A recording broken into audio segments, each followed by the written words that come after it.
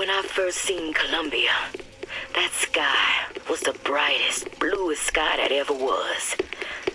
Seemed like heaven. Then your eyes adjusted to the light, and you saw that sea of white faces looking hard back at you.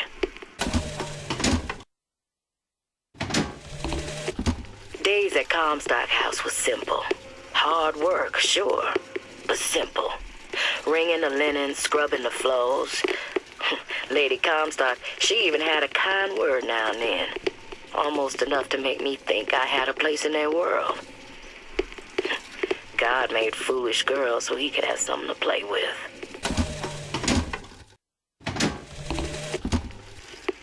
One day, ain't nobody noticed me. Then they think I done for Lady Comstock, and well, everybody noticed me. I head to Finkton, and I hide deep. The more they look, deeper I go. Only thing a color child can count on is the fact they invisible.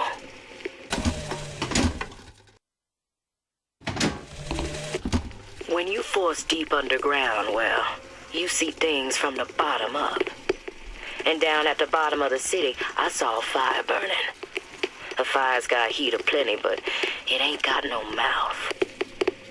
Daisy. Now she got herself a mouth big enough for all the fires in Colombia. They argued something fierce at night, Lady Comstock and the Prophet. Could never make out what it was about from my bunk, though. After the worst, I seen she ain't left for morning prayer. So I crept upstairs to check in on her. And like a fool, I lingered. Scullery maid was what they called me when I walked into Comstock house. Murderer was what they shouted when I ran out.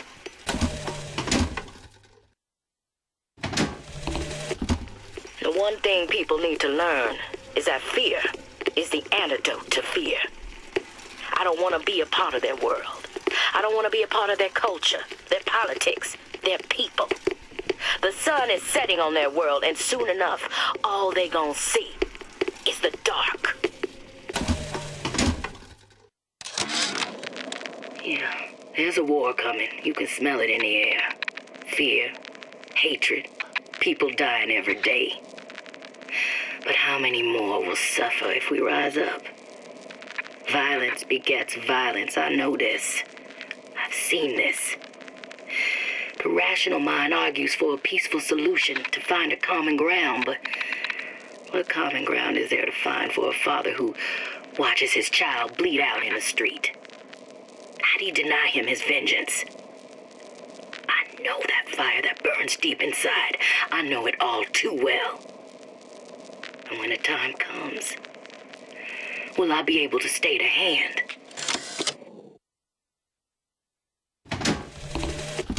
I have a pressing need to speak to this so-called false shepherd, stirring up so much trouble. We got enough problems without this damn fool shooting up the city and blaming it all on the Vox.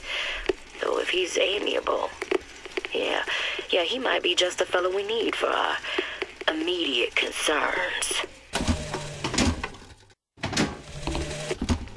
You ever see a forest at the beginning of a fire? For the first flame, you see them possums and squirrels running through the trees. They know what's coming. But the fat bears with their bellies full of honey, well, you can't hardly wake them up from their comfortable hibernation.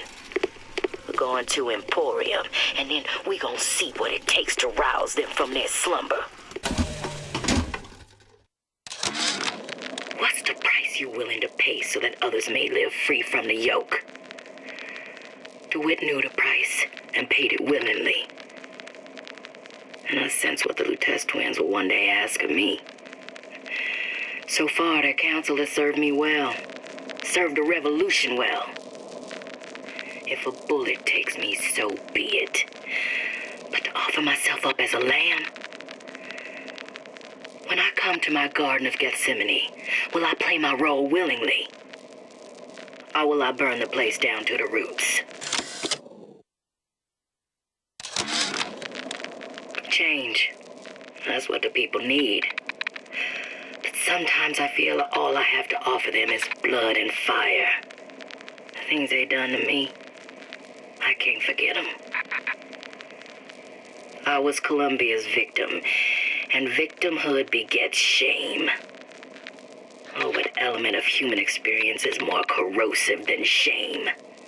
I'm rotted from the inside out.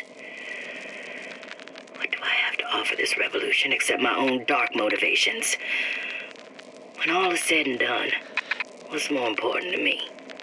The people I want to save? Or those I want to murder in their beds?